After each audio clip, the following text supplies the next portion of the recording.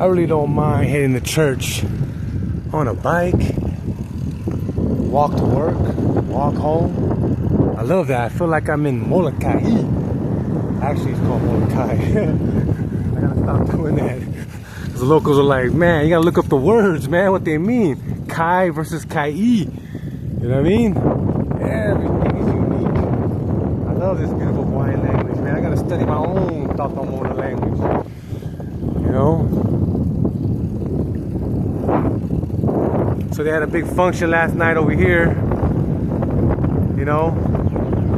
I've been living out, well, I've seen it before. Now I remember. But it's rare though that they have big functions over here where they're all lined up and they're all lined up over there. You know, it's pretty nice. I didn't go. Well, I was reminiscing the last time when I used to check those things out. See, ice is a problem. Ice is everywhere on this island. You know what? For those that are involved in that type, you know, just replace it. You know what I mean?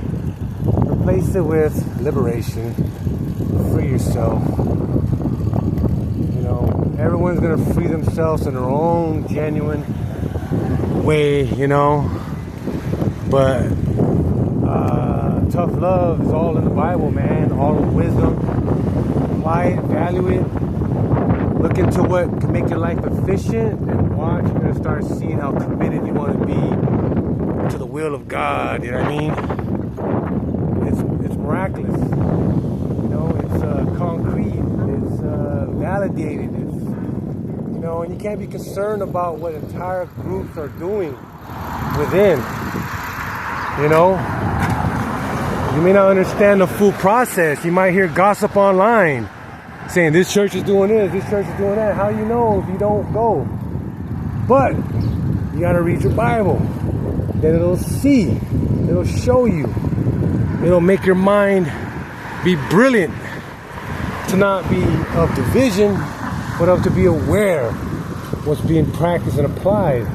So that way you could generate yourself in the direction or build with those group of people to continue studying the word in direct line, in direct meaning of the true objective of God's teachings.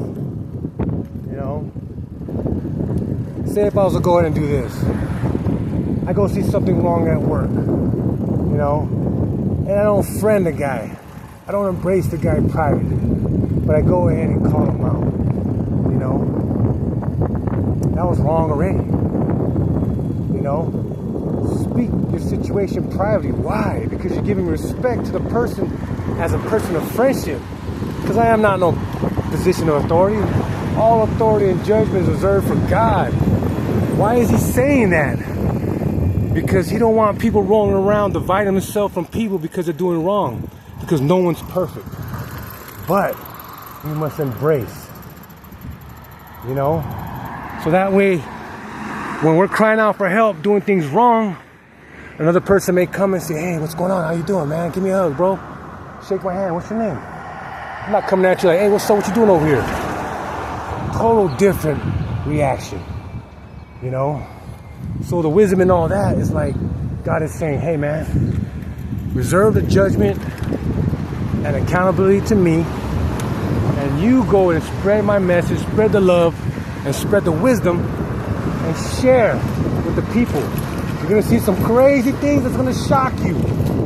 You know? But don't fear nothing, because you're with me if you seek me. You know? So that's powerful, man. Like, we're all conditioned to mirror misery or to initiate misery in ourselves or in other people. But the wisest thing to do, see something wrong, share with that person. Share your heart with that person. Now, there's a difference. You're not supposed to be passive. There's no reasonable excuse that God gives that says, oh, you see that child, or you see that older lady, you see that person being bullied and being, tormented. You know, even if it's verbally, man. You don't be passive toward that. you go ahead and do what?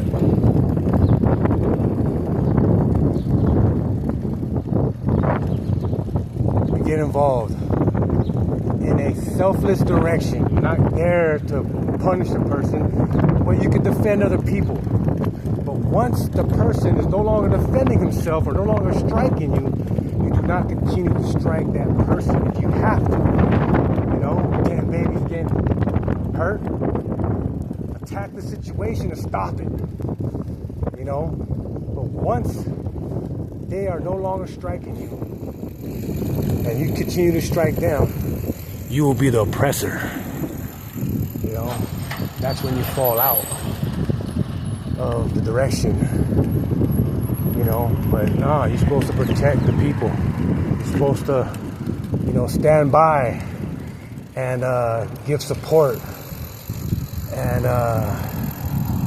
you know, to anyone causing harm to another.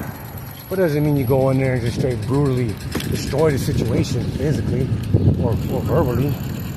You go in there and stop the situation. You know what I mean?